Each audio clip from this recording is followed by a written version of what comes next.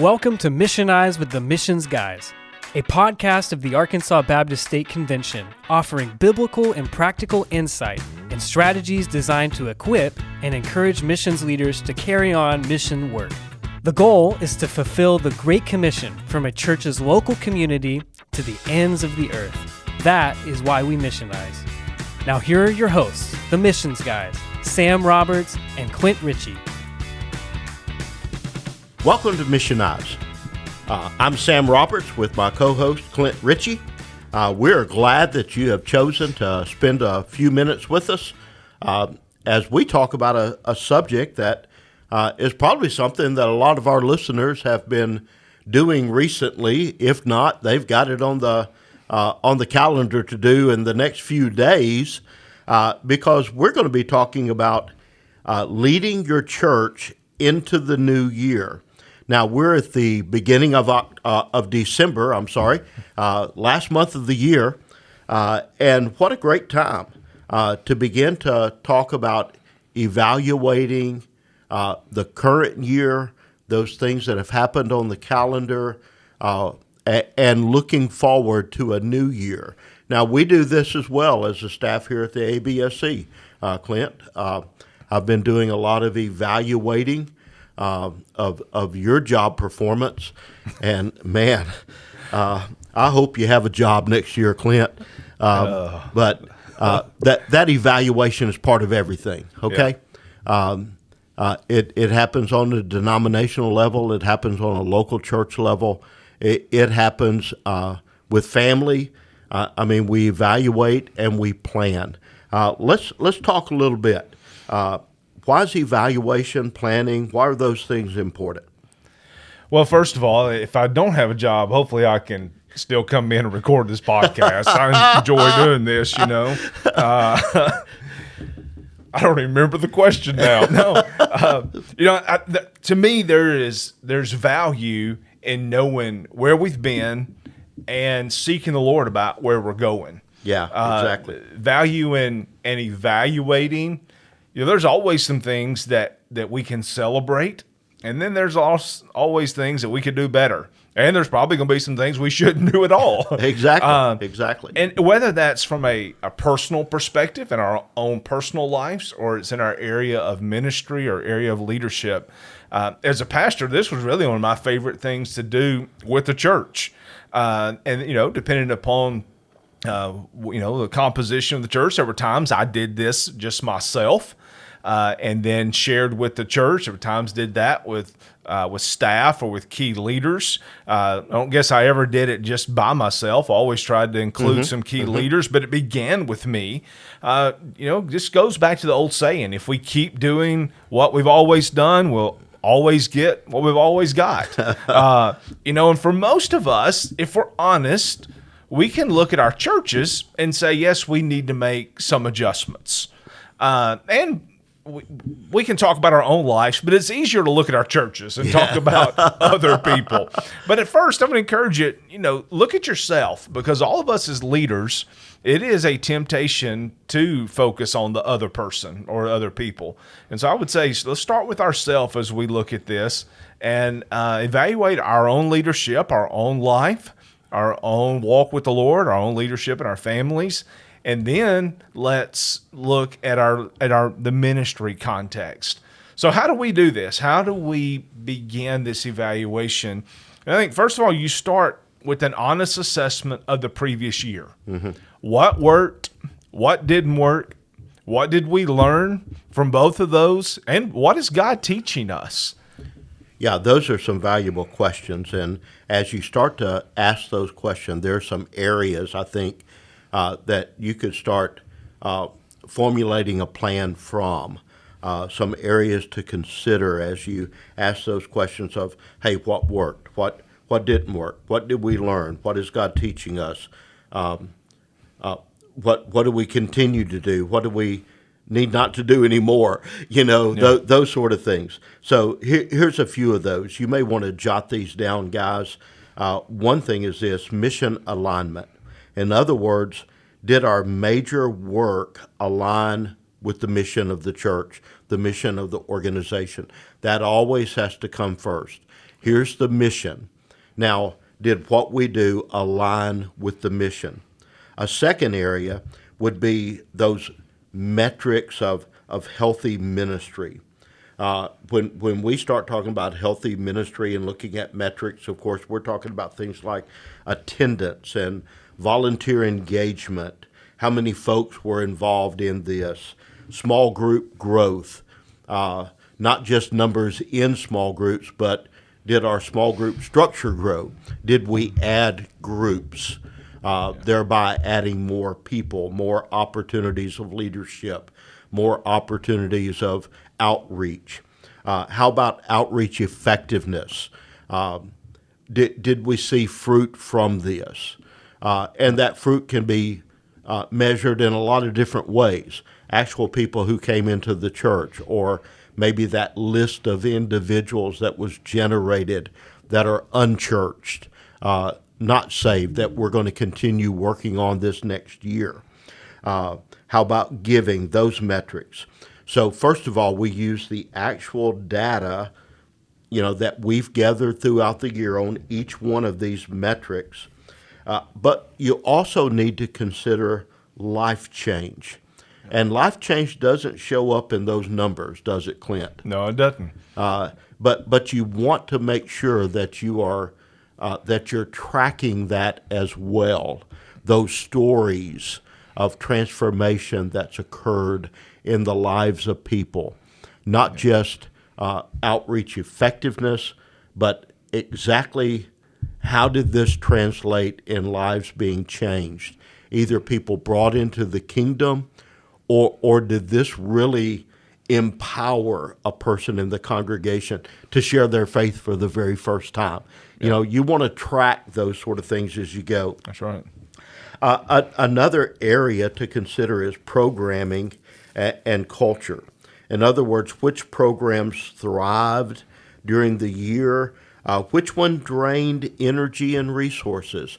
And that can be a good indicator that either there needs to be some tweaking of that program, or maybe we can just say that program's, the effectiveness is not here any longer. We need to stop doing this, and put that energy, those resources in a different way, different area. Another area to consider as you're asking those assessment questions is in the area of leadership and staffing. So you want to ask the question: is the team healthy? Is the team equipped? Is the team aligned?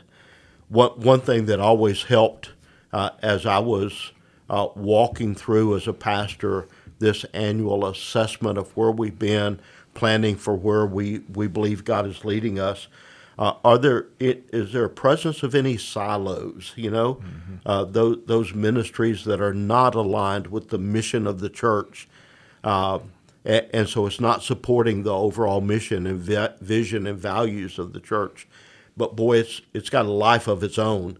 And if we're not careful, it's going to take over everything, Are the right people on the bus, and are they in the right seats? You may have the right people on the bus. You may need to do some shifting of which seat they sit in. I know at one time when early on as a pastor of a church in Kentucky, we had an incredible guy that was doing one ministry area of leadership. Awesome guy. I mean, he really was. But boy, effectiveness just wasn't there. And we did some year-end evaluation, and what we discovered is that his gifts and his talents weren't in that area, but it was in another area. And when we took him out of music leadership, put him in student leadership, man, he thrived. It was incredible what happened, Yeah. So, yes, right people on the bus, and are they in the right seat? And then are there any gaps in leadership? Do we need to develop additional leaders? And for those who may be transitioning out, are there any succession concerns there? We want to look at resources, time, money, staff. Where did we overspend? Where did we underinvest? And then you also want to look at those external factors, like what changes have occurred in the community or in technology. Are we behind the eight ball on this? Are we out front of it? How has culture affected what we do when we do that? Those are the kinds of questions we want to look at. And one final thing, as you're considering these assessment questions, is, hey, what lessons have we learned? What surprised us when we do an assessment of everything, and we go, would you look at that? Yeah. Didn't plan on that, but that's pretty cool. Or what needs recalibration? Those are the kind of questions that you want to be asking during an assessment. And these are tough questions. Yeah, they are. I mean, things like what thrived, that's fun to answer. But what drained energy and resources, maybe nobody wants to bring that up. Yeah. That could be the elephant in the room. Kind of like you mentioned, somebody being in the wrong seat on the bus. Looking at things like, what external factors influenced us, and how did our community or our culture change and we didn't respond? Or again, you mentioned technology. So these they're tough questions. And, as we look at this time of the year, it really gives us the opportunity that there's a lot going on with holidays and all the festivities and parties and stuff to go to. But it's probably a different rhythm in the life of a church that gives you the chance to stop or at least slow down and answer these tough questions. These questions are going to force the leader to evaluate not just what we hope happened, but what really did happen. Yeah. Again, this isn't always fun to acknowledge, but I believe that even when we conclude that we've had a bad year or some other negative things that are there, there's always life change to celebrate. Exactly. And that's the next step, is celebration. So we begin with an honest assessment, and then we celebrate. And to be honest, I don't know that we celebrate enough as a church. I think you're spot on there, Clint. And I think celebration is something that needs to be a regular rhythm in the church. Yeah. And not just celebrating those big, big results that we see, but celebrating the things we may not consider to be huge and significant. Speak a little bit about that. Why is that important? Yeah, I mean, it really, when we evaluate and we celebrate, we recognize wins, even small wins. These things help build morale. It deepens gratitude, and it reminds the congregation of God's faithfulness. So I encourage you, as you do this personally and then with a group of people, as you share this with your church, use a special service or a segment of the service to look back. So as a pastor, I would incorporate a little bit of this on a Sunday morning, but I always did a huge thing on a Sunday night. Maybe we did a chili cook-off or, something that brought people back. And then just to share with the church these things, where we've been, where are we going, but to celebrate major stories, testimonies, the changed lives, the community impact. As we mentioned earlier, share stories about what you've seen. Don't just share numbers, but share narratives. Go ahead. Yeah, that's important, Clint. And one thing that I would encourage folks to remember, especially pastors, leaders in the church, hey, remember this. We are called to make disciples. And so the sharing of stories, the celebration times as a church are some great times for disciple making. I love what you said earlier when you were talking about, hey, it builds morale, deepens gratitude, thankfulness. Yeah. But you also said it reminds the congregation of God's faithfulness. That's right.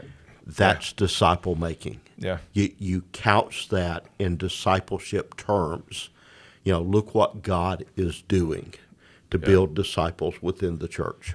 Yeah, and the reality is in a lot of our churches, and it may be safe to say most of our churches, there's not just mass growth that people are looking back and are in awe and at what's happened in the last year. You're in communities that are not growing, but yet you look back and the attendance the number may be pretty close to what it was the year before. But you consider those that moved away, those that passed away, and you look and the church may not realize that, hey, we lost 10 people due to moving and death, but we baptized 12 people this year. Again, like you're talking about, the folks that are comfortable sharing the story of how God has worked in their life, how God challenged them and grew them, the things that often a pastor is the only one that knows, the only one that sees, share those stories.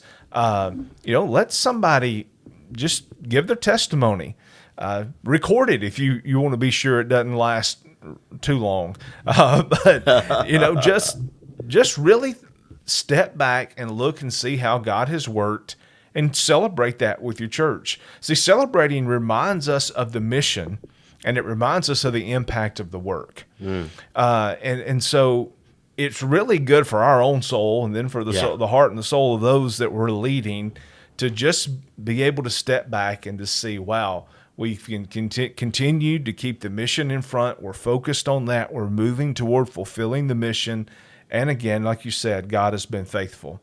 Someone said this: we don't just evaluate. We honor what God did, celebrate what happened, then we move forward. Yeah. The other day I was listening to another podcast, Clint, Replanting Boot Camp with Jimbo. And he was talking about giving. He said many times when we're kind of celebrating, like with giving, we may say something like, hey, I want to thank you for your generous giving. But he kind of pulled back from that to say, what if instead of thanking the congregation for their generosity, you praise God for how he's at work through his people? You're now discipling these people to turn their eyes to God and say, God, thank you for using me. Thank you for working through me, rather than saying, hey, thanks for being generous with something that you don't even own. Yeah. So it's all about how do we couch this in discipleship terms that takes the focus off of us, puts the focus on what God is doing. So moving forward involves setting goals for the new year. Now, before you just start listing all of these goals, just these things that would be good to do, or just kind of rubber stamping what you had as goals for last year, I would encourage you first to revisit the mission of the church. That is, why the church exists, the vision where we believe God is taking us, and the values, or those foundational truths that we want to see lived out in our lives as God's people. These kind of give direction in setting the goals. Mm-hmm. Now, when I work with our team here, and when we would work in the church setting on setting goals, I would use SMART, S-M-A-R-T, for our goal setting. Goals should be specific. That's the S. What will be accomplished? What actions will you take? Here's a good example. Maybe the goal is start a children's choir for elementary children during Wednesday programming by the second quarter of the year. Here's a bad example. Preach more passionately. Yeah. Specific goals act like markers on a map. You're going to know if the children's choir begins as planned. Yeah. Vague goals are subjective. Yeah. Who's going to say more passionately? Who's going to define that? How do you define that? Now, goals should be specific, but goals should also be measurable. What data are we going to use to measure this goal? What metrics are we going to use to determine if we meet the goal? So if a particular ministry needs to grow, then determine by how much. Are we going to use a certain number? By 20 people, by 10%? Set those specific kind of measurable markers. Then goals should be achievable. Is it doable? Do we have the necessary skills and resources to accomplish this goal? Now, please keep in mind, when you are setting goals, you are relying on the Holy Spirit. Yeah. And you don't want to just set a goal to say, we can do this with our eyes closed. You want to stretch, the people. But at the same time, you want it to be doable, achievable, that you're not setting a goal that you don't have the skills present in the church. The resources are not there to accomplish this goal. That leads to frustration. Now, what that can do is you can look at that and go, man, at some point, this would be a great goal. But prior to setting that as a goal, we need to work on developing the leaders. And maybe that becomes the goal, to develop leaders for this particular future goal, or to pull together resources, for this. And then goals should be relevant. How does that goal align with the mission, the vision, the values of the church, and why is that result important?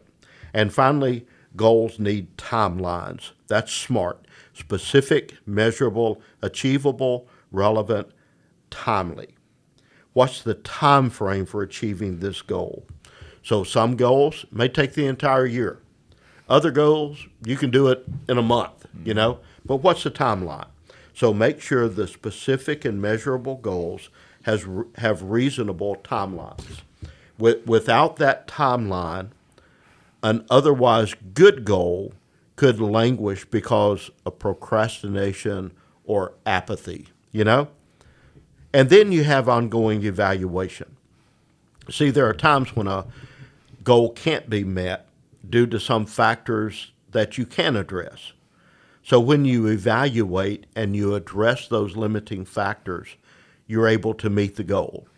So build in review points and adjust as necessary. In other words, have regular times of evaluation throughout the year. Don't wait till the very end.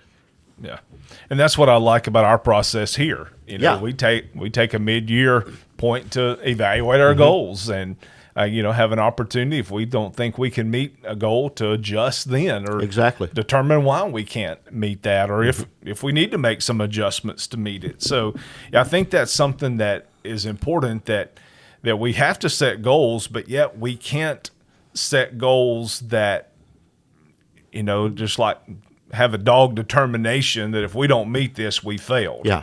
And they need to stretch us, but they need to be attainable. Yes. But like you said, it doesn't need to just be, hey, we're going to add another person this year, And so I think back, I would always set a goal for baptisms. And I don't know. Exactly. I don't know that we ever met that in a year. Maybe 1 year jumps out, but usually it would always be higher than the year before. And a lot of times it may have been higher than the church had ever baptized in a year, and I could look at that and be frustrated and beat people up over it. Or I could celebrate that, hey, we didn't meet this goal. We didn't baptize 25, but we baptized 18. Yeah. Or even 10, 12, So while we may not hit the goal, I think there's always something to evaluate as we're following the Lord and we're being obedient to his leadership. Yeah, and along that line with the baptism goal, man, I am an advocate for setting a baptism goal. Yeah. I believe it's so important because what you're doing, like you said, even if you don't hit that particular number that you set out there, what you're doing is you're putting that in front of the church to say, this is a priority, Yeah. So, if we want to celebrate 25 baptisms this year, what are we going to do? What do we need to do as a church to accomplish that goal? And so, it sets that as a priority for the church. And it's also a marker for evaluating some of the other outreach kind of evangelism goals, Yeah. Are we doing what we need to do to accomplish this goal? That's a good thing. Yeah, good stuff, Clint. So there's three parts. There's the evaluating, the celebrating, and the setting of goals. Again, I think it's important you do this personally and with your leaders, then share a summary in a public setting.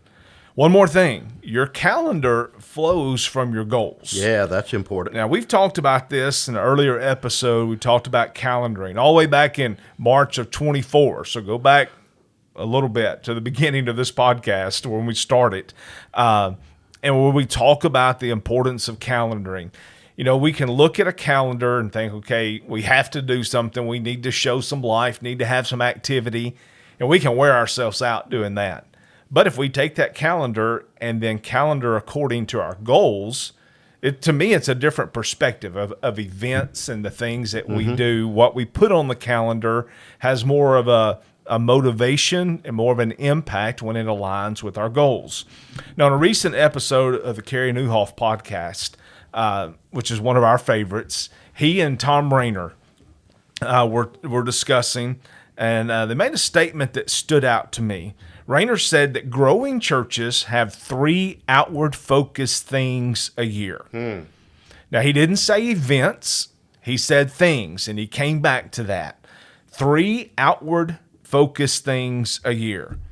Now, Dr. Sam, we talk about that among ourselves. Or we did talk about this among ourselves. So let's bring our leaders, our listeners into this conversation. Because I think we can look at goals and the calendar and think, man, we've got to fill this thing up. Yeah. But growing churches have 3 outward-focused those a year. Share your thoughts on that. Yeah, let me share a couple of things that we've talked about. Those who know me know that I loathe complexity. I'm not a complex person. I'm just a simple guy, man. And I don't think ministry should be complex. Yeah. Because complexity kills growth. Now, Clint, I learned that the hard way. As most folks who learn that lesson learn it. Yeah. We learned it the hard way. Early on as a pastor, I thought if we stayed busy, then the church would grow. Let's fill this calendar with everything we can think about. Yeah. Wrong. We looked like a church that was active because we were so busy.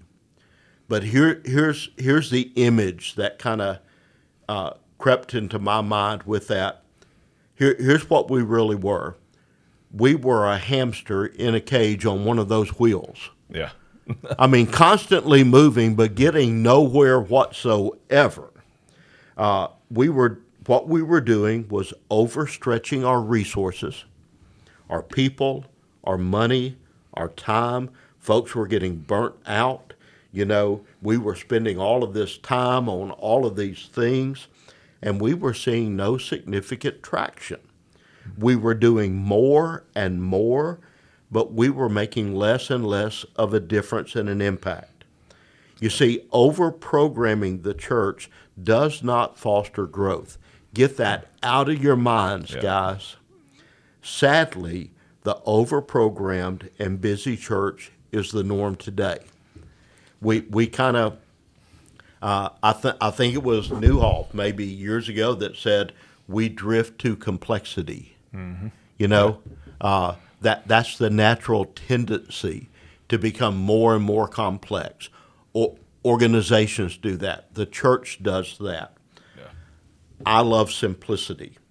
And one resource that had a tremendous impact on me as a pastor when it came to planning and goal setting and just the overall structure of the church was Simple Church by Tom Rayner and Eric Geiger. I would encourage you guys, pick up a copy of that. Read it. It will save your ministry. And when we made the decision to keep it simple, to say, hey, here are the 3 purposes, not 10, not 15, here are the three purposes of the church. What are we going to do in these areas to accomplish these areas? What 1, 2, 3 things are we going to do? That's when we started seeing transformation in the lives of our people and significant kingdom traction in the community. Yeah. Simple Church changed the way that I led. Yeah. Because I had bought into the same fault as you had. And I would say it'd be great for our listeners to hit the back button a few times and go back and just pick up from where you started talking the last break in there, because a lot of truths about how complexity is a killer. We can get so caught up in doing things that we're not making an impact. And activity does not equal life. No, it doesn't. And, a lot of times pastors, especially those of us type A, we can get into, we got to be doing things. The church wants us to do stuff. That's the expectation.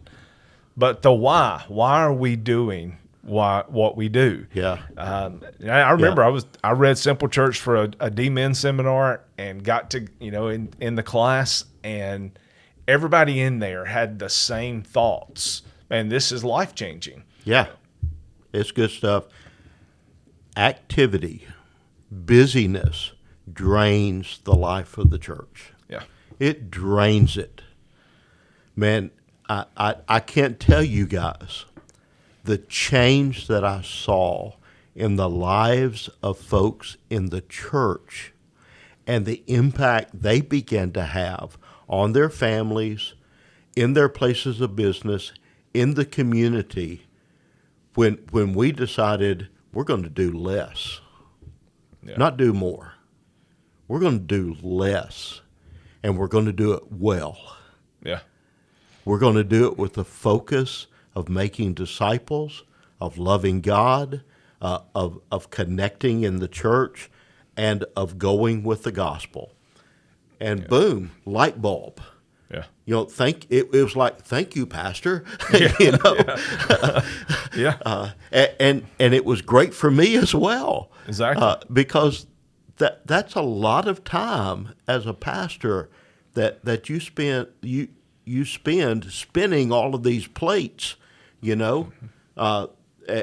you're constantly looking over here and then looking over there and looking over there. And when it's 3 things, and you 3 activities are 3 things, as they talk about, you can focus attention on 3 things. That's right. Yeah. 50? That's kind of difficult to do. Yeah. Talk a little bit more about that simplicity of the 3. And again, that's what stood out to me was the simplicity of this, because in the normal rhythms of our church, we usually have 3 things that are outwardly focused. I mean, think about it. What stood out to me first, I told you, most churches do VBS, and they do something in the fall, a fall festival or whatever. Well, those are 2 things. There's 2 that are outwardly focused, or they should be outwardly focused. Those are a given in most churches. Those are going to happen. Well, think about a third one. Easter's, it'll be here before we know it. That is a great time. We'll focus on our spring outreach strategy. That is a built-in opportunity to have an outreach-focused thing. Maybe it's an event. You may do an egg hunt for your community, but you may just really focus on your Easter service. Do a Good Friday service. Or it could be you just challenge your people. Who's the one person that they're going to invite to Easter service? That doesn't take a whole lot of work. Matter of fact, probably not going to take much of any. Hopefully we're already inviting somebody, but an emphasis upon that. The issue is that we have to plan on these efforts being outward focused. Exactly. So I would just encourage you, as you evaluate and you set goals, keep this in mind. Look at the big 3. Again, put those on your calendar and then build around those. Yeah, if you look at that, you've talked of 3 of the 4 seasons. You got spring, Easter, spring outreach strategy. You've got summer, which is VBS. You've got fall, which is a festival, whatever. I guess during the winter you can take a long nap. That's right. You know? Yeah. Curl up and watch Hallmark movies. That's right. I don't know. That'll reach people. Hey, as we begin to wrap things up here, keep this in mind, guys. Planning for a new year isn't just administrative. It's a spiritual exercise. Mm-hmm. It's spiritual. We're asking vital questions like, where is God leading us? Not, what do you think would be cool to do? Yeah. Where is God leading us? What is God asking of the church? Those best plans are rooted in mission. They are people-centered. They're flexible. And they are communicated well to the church. Yeah. We're praying for you, pastors and leaders, as you are going through this process now of evaluating where you have been and looking forward to where God is leading. Keep focused on Him. Keep making disciples. Until next time, we'll see you in a couple of weeks. Thanks for joining the Missions Guys today. If you liked what you heard, rate and review us on your favorite podcasting platform. And to keep up with what is happening in Arkansas Missions, visit absc.org/missions.